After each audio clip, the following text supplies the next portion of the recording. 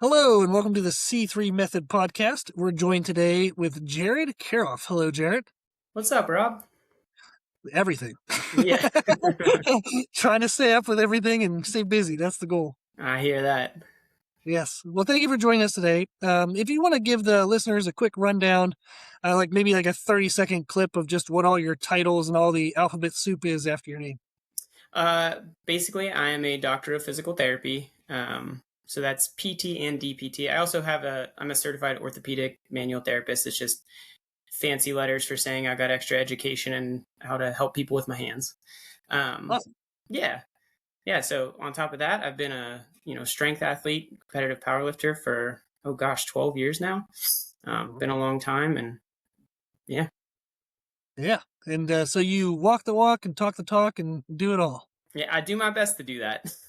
Yeah. Well, I think that's a great place to be with physical therapy, is to kind of be that bridge between what general population would need for basic physical therapy, but then what do athletes need, or active people? How do you kind of bridge that gap from basic PT? And I don't mean that in a negative way. It's just, if you have an athlete and somebody's telling you to do just some arm circles, it's it's not quite enough, So Yep. finding that gap in between to get athletic, healthy, active people up and moving again, you have a perfect position for that.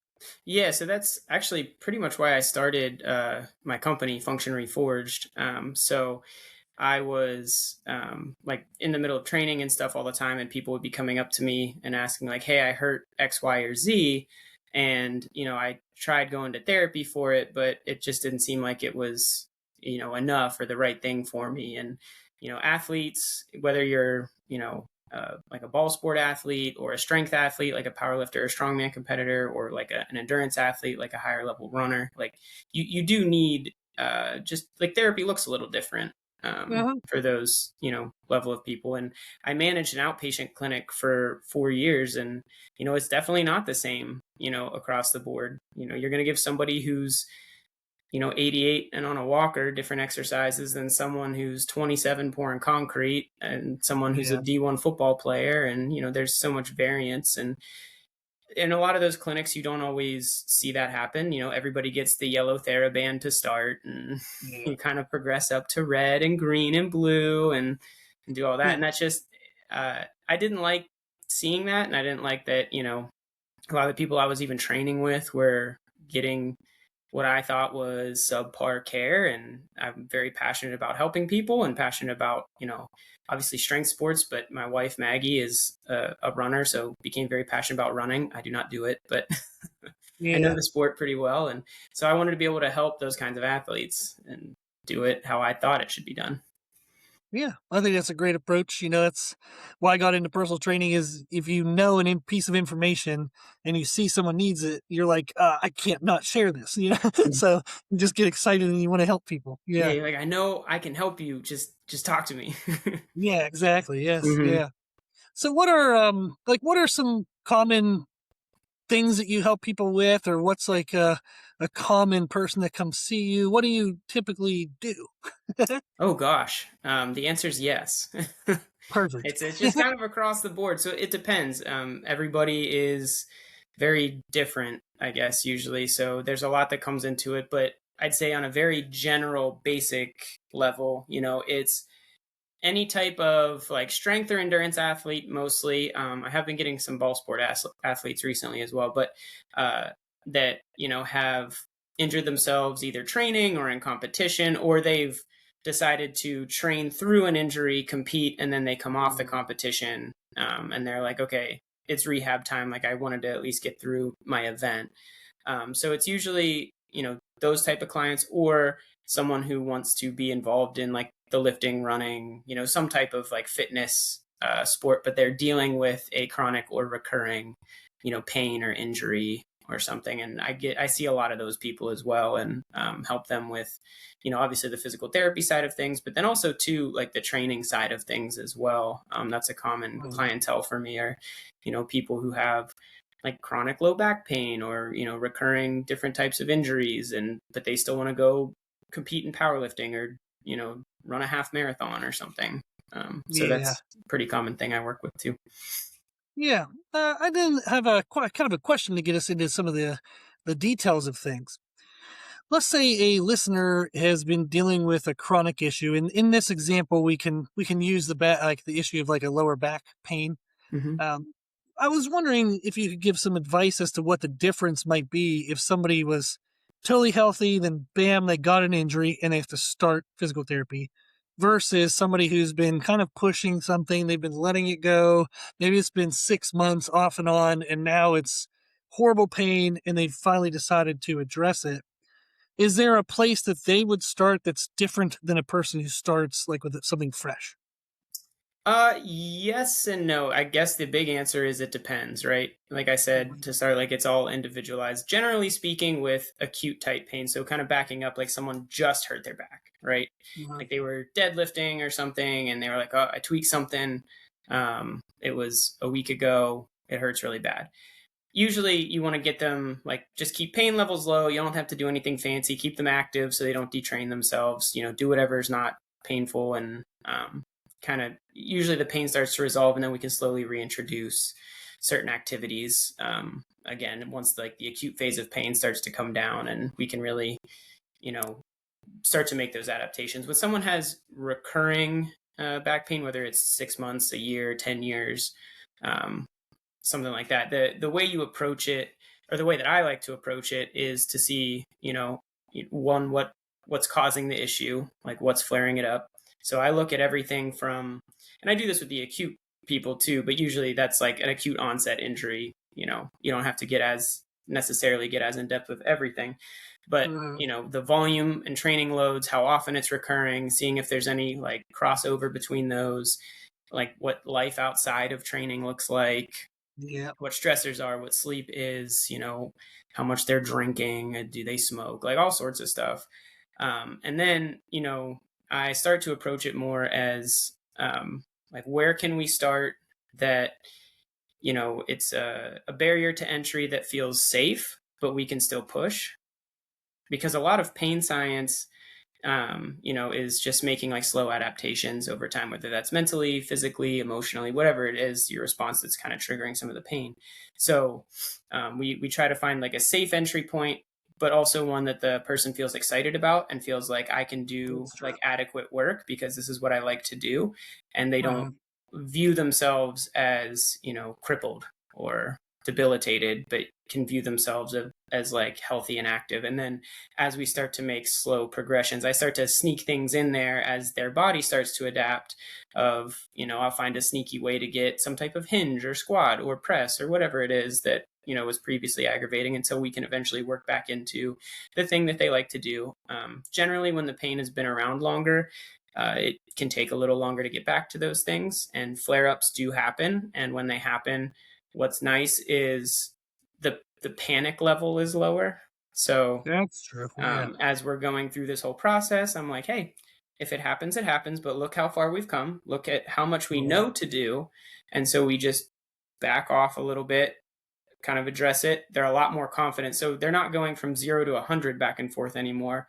We're going, let's say we felt really good. We ended up having a flare up. We might go back down to like 70, and then 80, Yeah. 90, 100. And then the next time might be 80, 90. So the flare ups tend to not be as bad. And even if the pain is similar, their mentality about it is a lot better, and that's what's important too. Yeah, they definitely do. Like, since the pain is not new, Hmm. it's familiar to them, so they have less of a panic to the pain. Yeah. And, that definitely helps because sometimes with newer people, when they experience a pain that's new to them, they shut down almost completely. And it's like, I don't want to do anything Right. because it might bring that pain back. And then it's kind of hard to get them going again because it's like, well, we got to start with something. Like you said, we have to find a place to come back into movement that is safe. But sometimes they're so fearful, you have to go down really far just to get them to start. And then you can kind of ramp up faster. But it is difficult for people emotionally and mentally if pain is brand new. That's going to cause much more of a protective mechanism for them. Yeah, and I'm sure you see this all the time in your clients. You work with a million people from a million different backgrounds, right? Hmm.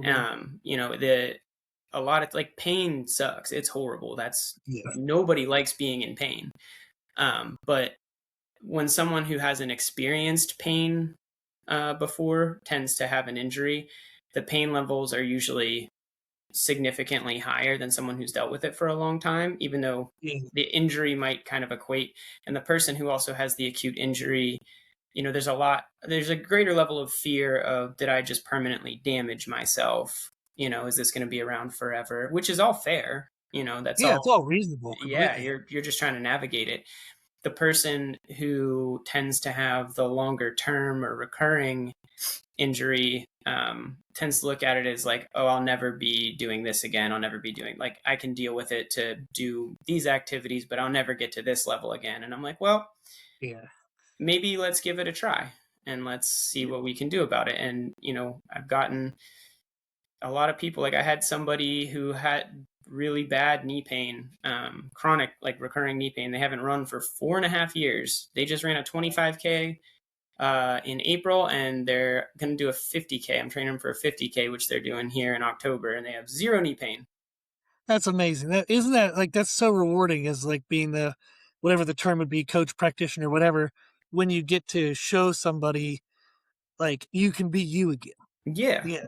Yeah. And Hmm. they're like happy, healthy. Like they're just, it's really cool. And it's like almost like a new phase of life for them now. They're like, oh, look at this really awesome stuff I can train for now and work towards. And it's really fun.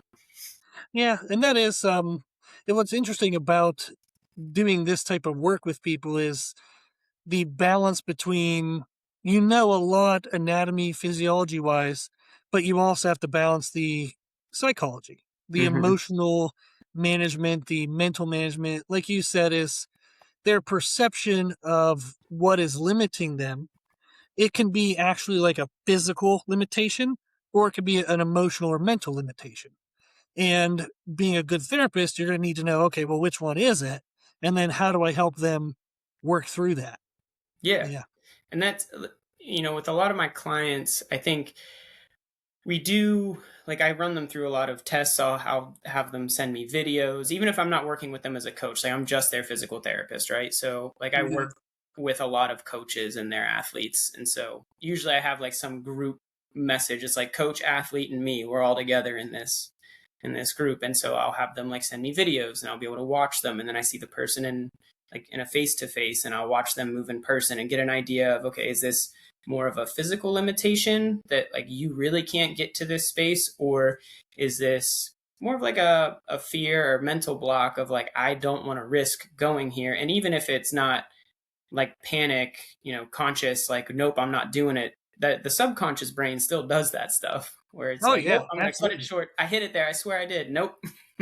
Nope. Yeah. No, yeah. So I like to, like I said earlier, there's a lot of like little tricks, and they're similar whether it's like physical or mental, but you can use some of the same stuff of like when you're prescribing movements or exercises of putting people, like squats, for example. If someone was afraid of Yeah. hurting their back, squatting too deep, you can do little things like change the type of load. So we might go lighter on like a heels elevated goblet squat. All of a sudden they can sit the whole way down and back up. And then maybe on their heavier loads, we're doing like a higher box squat for now. And we just slowly chip away at box height. And then eventually the box is below parallel, but they're not thinking about it because they're just still Yeah. doing box squats. You just tell them like, yeah, just knock it down to here. Send me a video. Don't worry about it. You don't, I try not to even bring up the topic if I don't have to. Just be like, go here, tell Hmm. me how it feels, watch them move. As long as it moves well and confident and I don't have pain, then eventually you can take the box away. Yeah. Yeah. And I think that's a huge thing to touch on is the videos. It really helps to like see someone move. That makes a world of difference. And going back to when we talked about somebody being kind of like a fresh with a new injury versus somebody with chronic injuries, this is not always the case, but often if somebody has just experienced an injury, they'll know what it was. So you know the movement, you know the mechanics. Whereas if somebody has had chronic problems, sometimes they kind of forget and they're like, well, it just hurt. I just noticed one day it hurt. Well, what does it hurt when you do? Oh, walking up steps or if I sit down. And then they start naming just general movements and it Hmm. turns into like an exploratory effort where you have to figure out, okay, well, what are the mechanics that are the problem? You have to see them move through a variety of ways. And then you're like, oh, every time they do a hinge, they do this, or when they squat, this happens. So to me, it's part of the fun of, if you have somebody with a chronic issue, the exploration of finding out what is the origin of that issue. Yeah. Yeah. And I think too sometimes it's fun to, kind of like when you do a full evaluation on something, you really see how they're moving and you break it down. You know, going through pain or injury, trying to work through something like that is a great time to just work on the things that you're terrible at. Yes, So, yes. I think sometimes people will be like, "Oh, this injury happened because your hip flexors are tight or your calves are tight or whatever it is." Like they give all these reasons for it, and it's like, yeah, maybe those things contributed, maybe they didn't. The reality is injury happens because the load exceeded the tissue's capacity to handle load in whatever form you did it, right? Hmm. You were lifting for 10 years before this, never had an injury, and all of a sudden you had an injury. I doubt all of a sudden your hip flexors were super tight and like your calves were Yeah. super tight. You know what I mean? But what's nice is you can start to work on those things because if people do have pretty significant limitations, it is nice to, not let them get worse and help them be just functional human beings outside of the weight room or the track or whatever it is. Um, that tends to also like just deload them from the painful stimulus a little bit, build their confidence in, oh, these things I'm not as good at are getting better and I feel better. And then when we start to reintroduce things, like the timeline tends to kind of mesh really well to where now we can get back into our squats or deadlifts or bench press or sprints or whatever the heck we're doing. And they just feel better doing it. But at the same time, now you've improved all the things that were already limitations. So now they're Mhm. probably just moving better as a whole anyway when we start to reintroduce the movement. So as a progression moves forward in that sense, people tend to feel like a lot better when they finally get back to the activity. Yeah, that's true. There's like a moment in time where, as you said, you can address more than just the injury, Mm-hmm. and it helps because, especially with the people who've had it chronic, they're likely overtrained compared to the how quickly the tissue can heal, which is causing inflammation and compensation and a bunch of other stuff. So once you have to pull back that movement to reassess it, like a lighter load, different movement pattern that's maybe a little more friendly, all of a sudden systemic inflammation comes down. Their overall like CNS fatigue comes down, and they have a chance to, almost like what we call in powerlifting, like deload. They have a chance to kind of like stay active but let their body now fully recover, and they feel like $1,000,000 coming out of that. Yeah, yeah, and they trained the whole way through it. Like they stayed in shape, they didn't detrain Uh-huh. themselves, so they're not losing anything as far as their fitness goes. And there's still ways to maintain strength, in most of your body parts through injury, right? Yeah. Um, I think the interesting part, and kind of the puzzle that I like to help people solve and work through when they've had chronic or recurring pain or injury is the compensations they develop, like the Mm. certain compensatory movement patterns that the body just naturally does. They don't even think about it, right? The body's like, I don't, I'm not going to load the outside of my hip, so I'm going to shift my weight a little bit. This knee's going to go more for, like, they're just going to do something just to offload it at a certain point where it was either really painful or the injury had occurred like in the past, and then they come back up and they're like, "Oh, man, I'm doing this really weird shift and I don't know what it is." And then when you start to dive into it, they're like, "Yeah, this hip pain comes off and on or whatever, and it's at this point when I do this." I'm like, "Well, you're probably just subconsciously like avoiding it." And then when you really break it down, because they've been doing it for years, you have all sorts of imbalances, weaknesses, just different Hmm. things that could probably be affecting their top end performance. So that's always a fun uh, puzzle to kind of break down and get into too, because that's a hard thing to change is like Yeah. compensatory like because when you develop a motor pattern you just automatically that your brain just it goes to it, like how hard it is if you get an experienced athlete of any kind and you're like, oh, we're going to change your form to this, how hard it is to change their Yeah. form in whatever they're doing.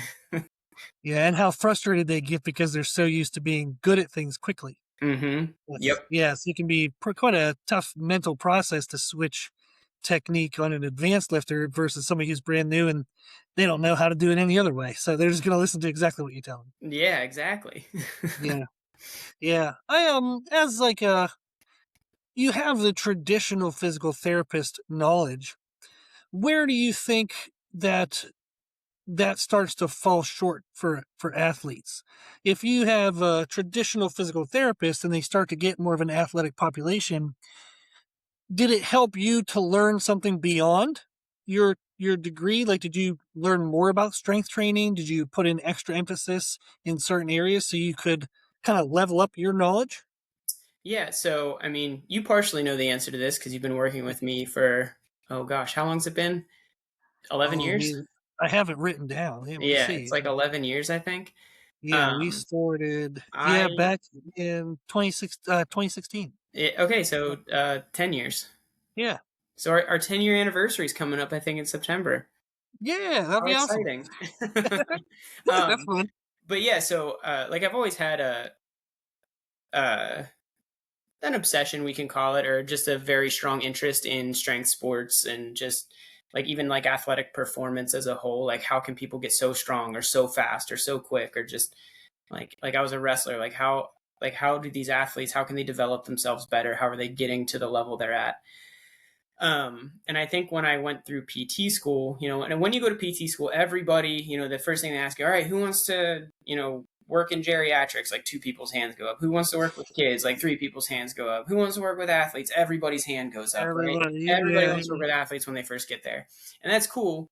But when you start going through PT school, most of the knowledge they give you is it's very general across the board because our scope of practice is so big now. So, like the yeah, test that you take, I mean, you're doing everything from like, you know, cardiac, PT, pulmonary, lymphedema. You have to know everything about like the circulatory system, differential diagnosis. Like, you're not specializing in athletes. You can't come out of PT school specializing in athletes. You don't learn about it, right?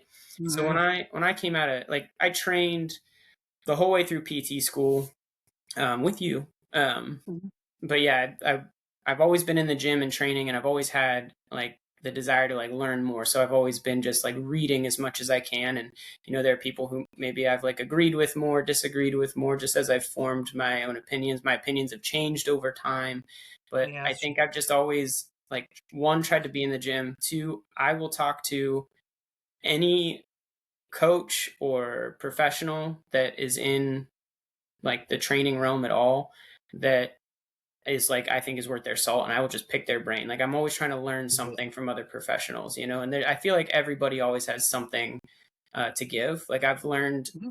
like so much from you, but also like, I work very closely with Curtis Miller. He's a fantastic strength coach. Yeah. CJ, who is now part of the Function Reforged team, I've learned a ton from him. Cody Mhm. Miller, who is another strength coach that I respect a lot. Todd Hammer. Like, I can go on and on and on. There's a ton of people that Yeah. I've learned a lot from. I've hopped on calls with coaches so I can ask questions. Just even other people that aren't even like coaches, just really good athletes. Like, I'll just pick their brain, like, Mhm. oh, what's worked for you? What hasn't worked for you? And then just, I'm always just trying to learn and absorb. And then the more time too that you spend working with people, you just understand that the demands of what they need are different. Mhm. So like, I also work a little bit of home health right now too. So I see people who are coming out of the hospital and they need physical therapy to just get back to living at home safely. And then I Yeah. see people with Function Reforged who are trying to squat 800 pounds or, go run a sub 330 marathon or something like that. And it's just the load and the requirements for what each individual needs are so different, and you just don't get that just straight up in PT school. Like, it's a lot of just experience and learning and failing. Yeah. Yeah. And it's like I saw that going through like my master's in nutrition. You come out of there with like a summary version, and this is me being a little bit of a smartass, is you learn how to take care of sick people in a hospital and how to manage like a cafeteria at like a public school. Those are Yep. kind of like the two main things that I remember like us learning about. But what I went to school to learn nutrition about when I was first deciding that as a degree was to learn about aesthetic nutrition, like how I can eat to have six pack abs or bigger chest, or how I can help an athlete become stronger, so sport performance. And there were no classes whatsoever on aesthetic nutrition. There was one 3 credit class on sport performance, and it was aerobic based, not anaerobic.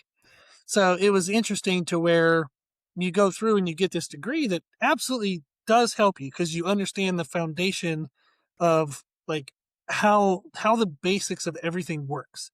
So then when you learn the nuances, like for me in aesthetics, I know why it works because I knew all that foundational science as to why that thing then works. So for physical therapists who are wanting to level themselves up, it you definitely need that baseline experience and knowledge. And then, like you were saying, is then it's going out and finding the information that you specifically want, talking to coaches, going to, seminars and coaching camps and whatever. It's just seeking out that extra knowledge in your focus area. Yeah, I think it's a lot of it's just time on task, right? Like Yeah. I'm not going to be a good physical therapist for athletes if I'm not doing it myself, if I'm not around them all the time. Like how do I know what the demands of their sport actually are? How do I know what practice looks like? How do I know what training looks like? How do I know what the game itself looks like if I'm not immersed in it?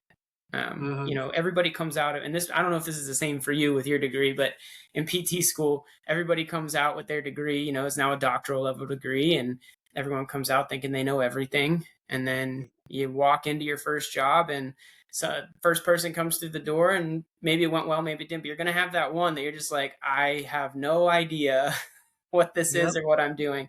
And then you start to have more and more of those moments. And then that's when you start to kind of figure it out. And then you also kind of decide like what your niche is going to be, Yeah. like really good, like people in outpatient clinics that run them, they're very good, like generalist therapists. They can do a whole bunch of stuff, but they're not going to be like the best at one specific thing. Right. Yeah. But, someone who specializes in, what, like neurology, like spinal cord injuries or something, like they're going to be really good at helping people with spinal cord injuries, but they're not going to be the best with rotator cuff tendonitis. Yeah. So the same thing when you're working with like athletes, like you just have to be really immersed in it and be around it all the time. And in my opinion, you have to be, at least for a solid part of your career or your life, you have to have like done it. Yeah. Yeah. And I think that's, a very good point in the sense of the knowledge base and then getting into the experiential base. So, one thing I was curious about to ask during the podcast was an experience that you may have had with an injury and how you went through rehabbing yourself as being your own physical therapist.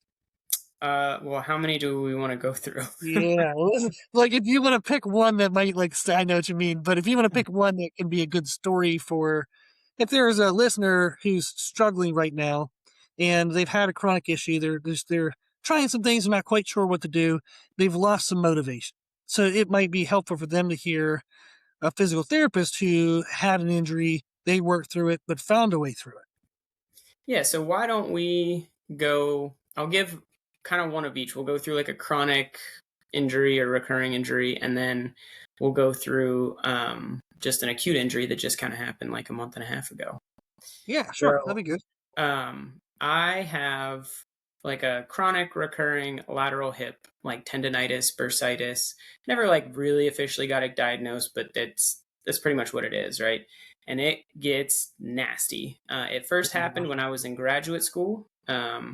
I can't even remember the onset. I think I was squatting or something, and I just had a really bad flare up of it. It was so bad I could barely get out of a vehicle, like to turn and stand up out of a car. I could barely do that. Um, I couldn't, like I was trying to power lift. You were coaching me at the time. I know you helped me work through this. Yeah, I couldn't like squat to depth. Like, I mean, I couldn't run or do anything. That I was trying to play flag football at the time. I couldn't even run. And it was really depressing. Like it sucked. You want to be active and try to do the things you want to do, and it was rough.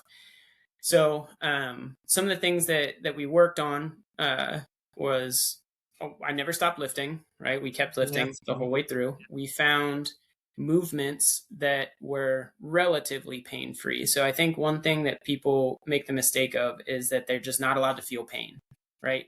You had an this is a injury. very good point. Very good point. Yeah, you had an injury. You're going to feel pain. That's part of the process. It's okay to feel it a little bit. You just don't want to be in excruciating pain and not be able to move the next day. That's like hitting your thumb with a hammer and then swinging a second time without moving your thumb. Um, but yeah, so you find movements that you can do with like minimal exacerbation of your pain. Try to make healthy life choices. Sleep, hydration, food, Mhm. all that stuff, which I was in grad school at the time. So I know my sleep wasn't good and I probably wasn't taking the best care of my body, but you do what you It's can. very tough to, yeah. Yeah. And then, you have to get into the specifics of rehab. So I was doing a lot of just like lateral hip work, adductor work, mobility stuff. So I wasn't tightening up because I wasn't using it as much. Some of it was kind of awful and didn't feel the best. Some of it was totally fine. And you kind of piecemeal it together, like what works and what doesn't. And so over time, like it started to feel better. This flares up on me probably once, I don't know, once a year, every year and a half, maybe. What would you say? Something like that? I would say that's right. Like when we're really starting to push into squatting mechanics to get ready for a meet, we can't really avoid that movement pattern. So Yeah, and it's usually like if we tend to play with, heavy weights at high volumes for like it's not even predictable sometimes. Like it's just a certain uh, stretch of time. I usually get like the most recent one, I was totally fine until like I was using a bar that the weights weren't spinning appropriately. So the yeah, bar slid and I rotated funny and it just flared up on me. And then it yeah, lasted a good like 8 months before it dissipated. But within that time, I was still able to do a powerlifting meet, hit PRs, like keep training. Like you kind of deal with the pain, and you kind of know what to like. Kind of how I talked about it at the beginning. You expect it. I'm not coming the whole way down to 0 and trying to get back up to 100. I come down to like 80, and then okay, I'm not gonna low bar squat for a little bit, but I can do the SSB squat with like minimal pain, and that can get me stronger anyway. And hmm work through it that way. And then right now I'm completely pain free. It took a while, but like I wasn't really limited or as limited. And then every time it flares up, you just kind of go back through and okay, what do I need to adjust? How can I make myself stronger in the moment? And then yeah. work through it. You're gonna have good days and bad days, especially with these recurring injuries with like the systemic inflammation and stuff, like you said. Some of my worst parts of pain weren't when I was training or doing anything. It's like sitting on the couch watching TV, not moving, and it just like flares up real bad. Oh, yeah, that is wild. Like sometimes the most pain is just the most ordinary things. Yeah, but Yeah, but I think like I don't even think about it as an injury really anymore. I just think about it like, yep, sometimes it flares up, and then I kind of deal with it, and then like it's not going to stop me from hitting my goals. It's not something that's going yeah. to debilitate me in the future. Like my hip is super strong. It's fine. It just is a recurring pain that I get sometimes. And And I then think go ahead. that's helpful. That's helpful for the listeners to hear is you've had this issue, but the entire time you've been dealing with it, it comes and goes. Every time it comes, we try a little bit something new, a little bit something old that worked. But in the meantime, you still hit like an international elite total in powerlifting. Hmm. You still made incredible progress. You're in the top like 1% of the sport. And I think it's fun for people to know that both of those can exist. You can continue to get better while also having, unfortunately, a little bit of like a cyclical issue. As long as each time the issue comes up, you give it respect and you work within its capacity. Yeah, yeah. Mhm. It's frustrating when it happens because you just like don't want it to happen again. Like I said, pain is never fun, but you Mhm. can make a ton of progress. I think when the pain first happened, I could deadlift around 500 pounds. I was squatting maybe like low fours and bench pressing what, like 275. And, Mhm. since that time, I can now deadlift like 700. I'm squatting like 520-ish. And, I hit a 365 bench press in the gym. Like, Yeah. I made a ton of progress despite like a recurring issue that you would think might hold me back a little bit. And like it sucks and we have to change, the plan, but can continue to get stronger the whole way through it. Absolutely. And I have to say, I think it's very motivating for people to know that you can be in pain and still make progress. Yeah.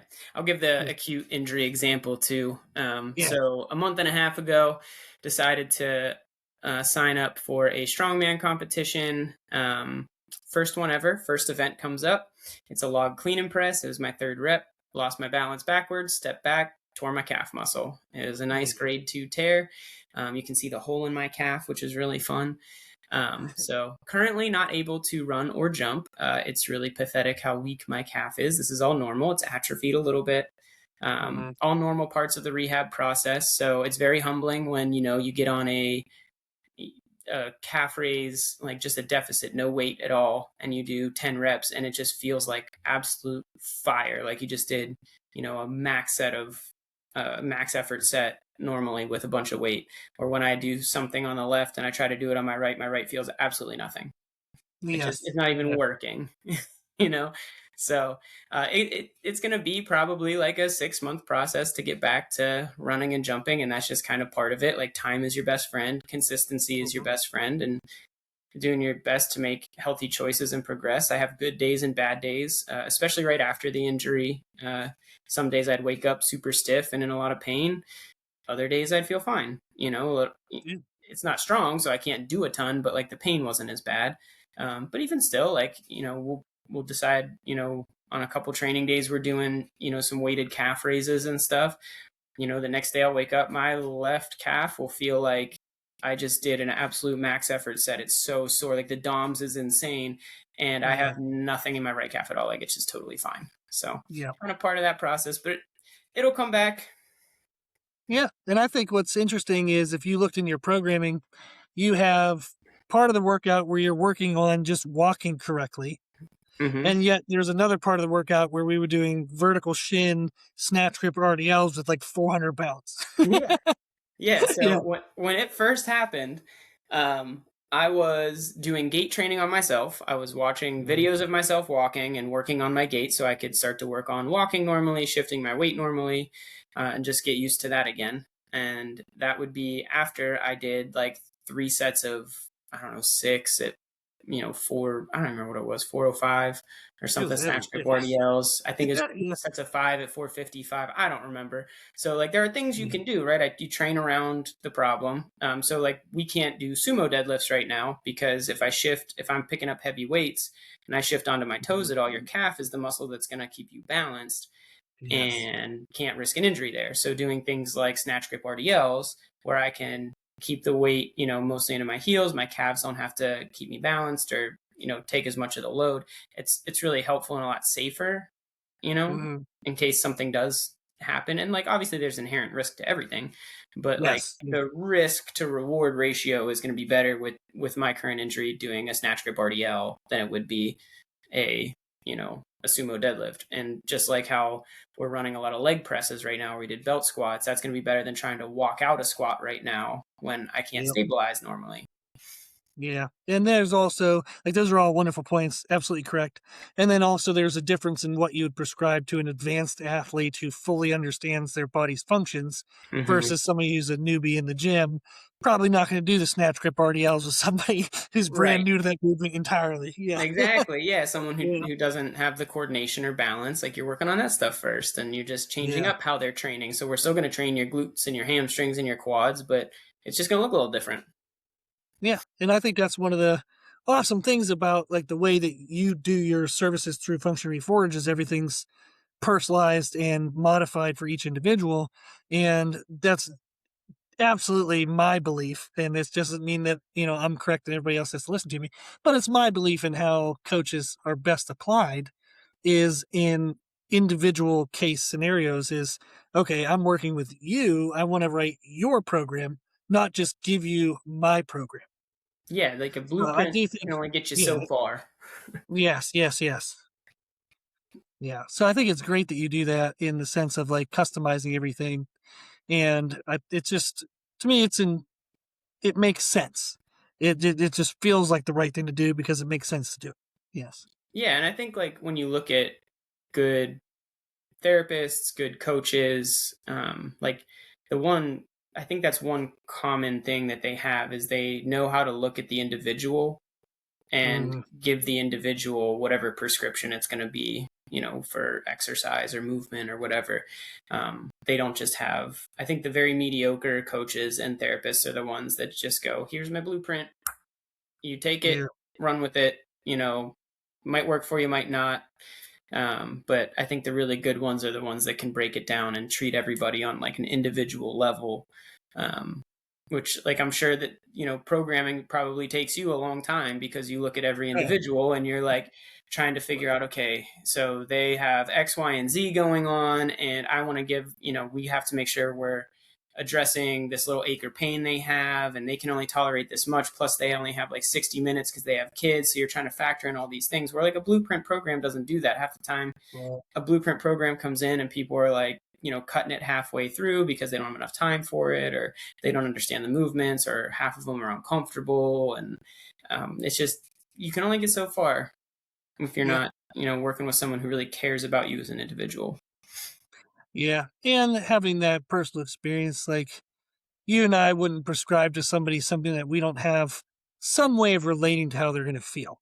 So I might work with somebody who can squat more than I can squat, but I still know what a 1 rep max squat feels like, Exactly. you know, Yeah. and it's kind of that's the advice I've given to a lot of trainers. Like I used to teach at the university level, and part of that was having interns at the gym that I owned. And I remember having them come in, and I'd often ask them, I'm like, well, what do you do like for you? Like, what's your training? And then how does that carry over and come to your athletes? So one of the things I would always ask them to do is don't prescribe an exercise, like don't write an exercise for somebody if you've never done it before. I would Yep. like you to at least try. You don't have to try at max effort. You don't even have to do anything crazy intense. It's just you won't know, does this thing eventually, like, do the grip start to give out? So maybe you should recommend wrist straps. Is it hard on the lower back? So maybe you shouldn't put that paired with another exercise that's difficult in the lower back. Just having that personal experience on stuff, I think it's invaluable into how much better it can help your programming become. Oh yeah, 100%. I mean, like when I have PT students that want to shadow me and things, like, I'm always asking them questions. I kind of like to like pick their brain, see what their knowledge base is, see how involved with just my clientele, like the type of people I work with, see how involved they normally are with that stuff. And even people who are in the gym a lot, it's very surprising how many movements they've never done, if that makes Oh, sense. that's so true. So true. So even something as basic as like shoulder Ys and Ts and like Yeah. Ws and stuff, I'm like, okay, if I'm prescribing this for somebody, why am I prescribing it for them? And then they'll think about it, may or may not have a good answer. And then I'm like, have you ever done them? And they're like, well, no. And I'm like, well, you can't, like, you got to know what it feels like to do it, know how, like what the movement feels like, what you're supposed to be feeling, what you want them to feel. Because if you're just telling them to feel something and you have never done that yourself, how can you actually accurately coach that? You're just kind of regurgitating something you've never tried. Because there's a lot of Mhm. BS out there. Oh, so much. Yes. Yeah. So much. Yeah. Yeah. I do have like a kind of a little bit of an off topic question, but something I wanted to touch base on you with was there's a lot of recovery modalities. People have like Theraguns, talk about ice baths, saunas, all these things. Do you have like a top one, two, or three that you typically have clients do other than like the movement therapies that you might teach them? Are there other type of recovery therapies that you do recommend? Um, Again, it depends. So I think for a lot of modalities, whatever seems to work best for the person is what I tend to stick with. So I'd say like the like soft tissue work tends to be like really, like people really like soft tissue work, whether it's like what you're using a Theragun, or you go get a massage, or you get some like hands-on manual therapy type stuff done. I think people find that like most effective a lot of times. Mhm. I think what's interesting is the um, the difference in just like how variable it is for people. Like they could all have the Yeah. same problem, but some people are like, this does nothing. And other people are like, works miracles. And they have like Yeah. almost the exact same, issue going on. But I'd say that's probably, one of the modalities that I'd say most people tend to benefit from. If nothing else, just almost the parasympathetic response of just relaxing, Yes. Like could it's be almost like a helpful. placebo effect. Yeah. Yeah, the yeah, it can be helpful, and you do feel good, when you loosen yourself up, Yeah. do some type of soft tissue work. I think it can be helpful. I don't think it's like a fix all or a miracle or anything like some people True. claim for it to be. Um, Outside of that, I mean, like I've had dry needling and stuff done. I'm hit and miss on it. Like it's helped me before, it hasn't helped me before. The research is kind of so on it that I'm aware Mm. of. Like it's no better than other things. So I'm like, well, if it's no better than something else, why would I risk shoving a needle into somebody? That's kind of Yep. how I look at it. But people have good results from it, and that's great. I think it's just kind of whatever helps the individual. I think like saunas can feel really good and be helpful to a degree. You don't want to dehydrate yourself too much. Right. It depends on timing and what you got going on. I can't say I'm a big fan of the ice baths personally. I think they're good when you have like if you have an athlete who's in an intense season and they just need to get inflammation down to make it to the next game that's maybe in 2 days, sure, throw them in an ice Yeah. bath, like whatever you got to do. But I just haven't been a big fan of the ice bath thing. No, I haven't. Like, I've tried ice baths and I've tried like a cryo chamber, Mm-hmm. and I laughed with my wife Meredith because after the cryo chamber, all I felt was like all of my various arthritic pains. Like my knee hurt that hasn't hurt me in like months or years. My shoulder was stiff. I'm like, there was nothing wrong with that before I went in there. Yep. So it was odd to me. Like I definitely, my body responds better to heat therapies. When I did the cold therapies, everything just felt achy and cracky and didn't feel good. Yeah. Now I do think ice gets a bad name nowadays too. Like just how everything Oh is yeah. so, you know, hot or cold on social media. It's like, well, you can't do ice anymore. It's terrible for you. It's a perfectly fine analgesic. Like if you sprain your ankle, throw some ice on it. That is fine. You Yeah. know? Yeah. Everything has its moment and its amount. Yes. And unfortunately, social media doesn't like, you don't go viral for recommending the middle of the road of everything. Like Yeah. if everything is a spectrum, what sells or what goes viral is the ends. Very rarely does the middle ground. Like saying like, oh, what therapies are best? Whichever ones that each person responds best to. That's not a fun answer in the sense of Yeah. like going viral. It's true, but it's not Hmm. going to go viral. Yeah. Right, exactly. You're just Yeah. looking for clicks, right? But Yep. I think like personally for myself, like I respond well to compression. So like whether it's like a floss band or something like that, compression seems to help me a lot. Some people Yeah. don't respond as well to it, but just like the little neurological effect I get on pain from doing some compression therapies seems to be helpful for me, especially like if I'm dealing with some type of ache or pain or tendonitis type issue before I train, doing some like if I floss band something and then move it around a little bit. Now, I don't necessarily recommend that for everybody because, Mhm. if you have any type of like circulatory disorder or anything like Oh, that, true. Yeah, very true. Yeah. not, I don't think it's good to just go cutting off blood vessels necessarily. But even that's, in my opinion, that's why like knee sleeves, some people are like, well, I can't squat unless I have my knee sleeves on. I'm like, yeah, the compressive force is helpful. Like compression Uh-huh. therapy feels good and that's okay. Yeah. Yeah, it is. I'm a big fan of your answer is a lot of it is try it and see. If I have a client ask me what do I think about, say, for example, ice baths, Hmm. I'll be honest and say that I personally haven't felt great benefit from them. However, I'll ask them this. I'll be like, have you tried it? And if they haven't tried it, I'll recommend they at least give it a shot once. Yeah. I'd want them to have the experience because maybe they are the person that responds well to it. Just because I didn't doesn't mean that's gonna be the same for everybody else. Yeah. Like Uh-huh. acupuncture, I Oh, that's a great one. That's a great one that's like divider. Like oh people are my so god, for or so against it. I'm Yeah. the best example of how divided I am on it. You ready for this? Yeah.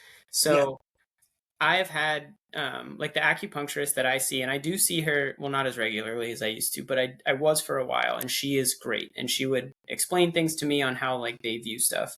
And to me personally, it just sounds like woo woo. I'm just like, this makes no sense to me. I don't get it. But then I'll like go through whatever treatment they do and I leave there and I'm like, I feel great. This is amazing. And it worked really well for me. I've had clients that hate it. They're like, nope, I feel worse when I left, or like I didn't like it or whatever. And that's fine. But I can't explain it to you. I don't know if it's just the parasympathetic response or maybe woo woo's real. I don't know. That's fine.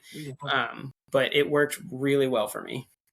Yeah. I actually had a very similar experience where if somebody asked me what I thought of acupuncture, I would have just said like I haven't thought of it much. It's not something I did on a Mhm. regular basis or thought of much, so I don't really have an opinion. But one time I was having sleep apnea issues when I was up at like 300 pounds. Mhm. I was having sleep apnea issues, and one morning I woke up and I had the hiccups, and I had hiccups for over 24 hours.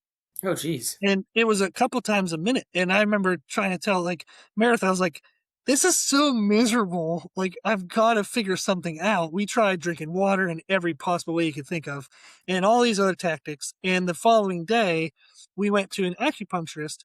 And within like a 30-minute treatment, my hiccups were gone. Yeah. I mean, Like I said, I Wow. can't explain it. Hey, I don't know it or understand it, but it's helped me in the past and it's helped some of my clients. And so I don't have to understand it. That's not my science or my realm. And yeah. that's totally fine with me. I have, my own respect for it in that sense.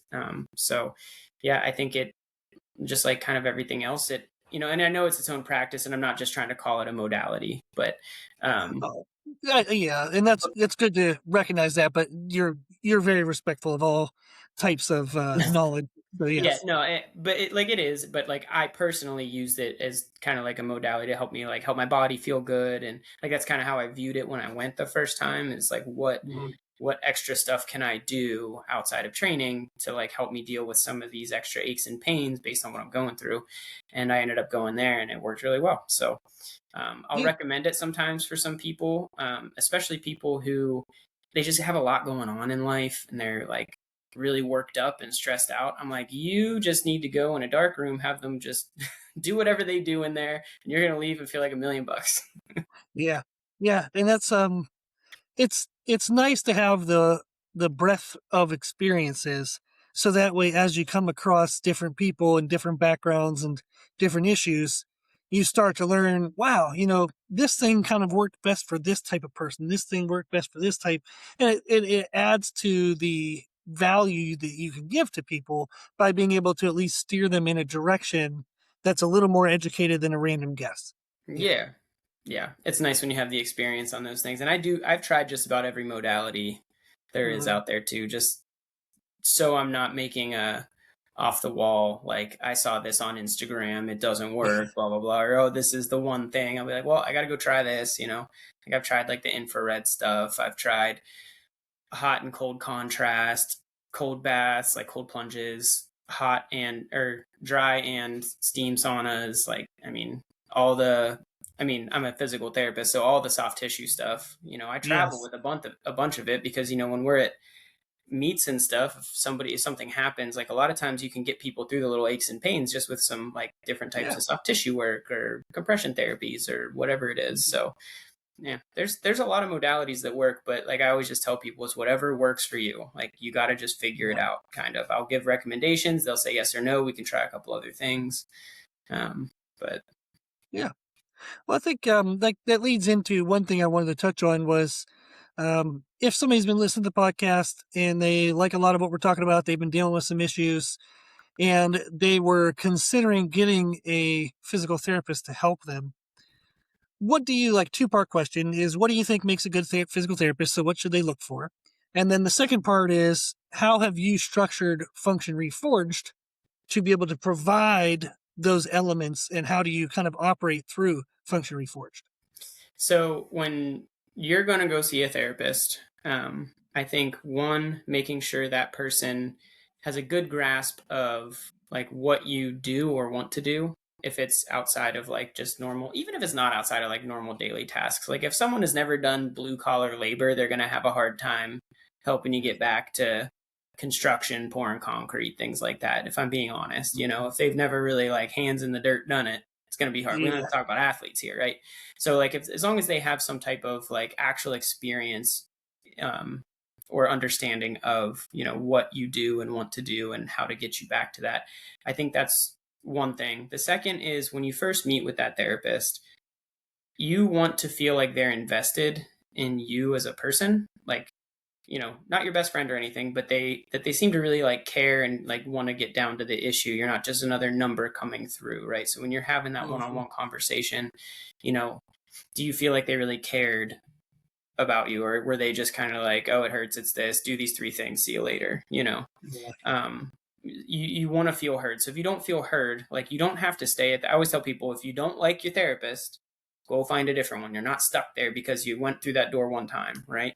It's yes, okay. yes. And you're not going to get along with everybody. It's not like everybody that comes to see me is gonna love me or something. I try to make it so they do, but I try to be a good listener. um, Yes. but yeah, I think I this is kind of going to lead into how I structured Function Reforged. So that's how I like to do therapy, right? So when I was running an outpatient clinic, people were coming in the door, and I was trying to invest a lot of time and effort and energy into helping them, like listening to their problems, what they want to do in daily life, like trying to get through all like the different variables that aren't just my shoulder hurts or whatever it was. Yeah. And what is tough is in our current healthcare system, it's not conducive to that, right? Like the outpatient clinics are a patient mill, just like hospitals. They're Yep. patient. It's all about volume. Like how much volume can we get in? And because of that, none of it is beneficial to the actual, sick or hurt person. So when Yep. you're sick or hurt, you go somewhere, like the individual you see within the system can be great, but the system itself is set up to a point where like the individual doesn't matter, you know? Yeah. It's Um, based on head count.